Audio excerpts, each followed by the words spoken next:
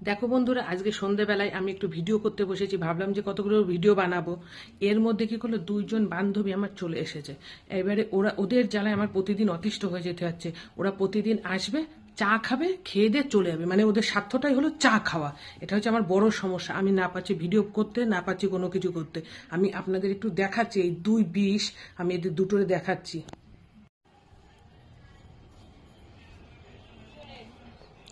বল, কেমন আছিস তোরা?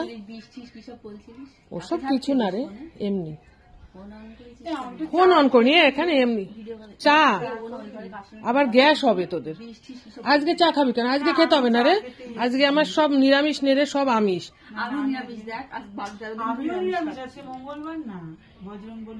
ঠিক আছে, দেখছি কিছু করা যায় নাকি তোদের জন্য। দেখেছো, এরা আসবে প্রতিদিন আমার জ্বালিয়ে খেতে, আমার একদম ভাল লাগে না।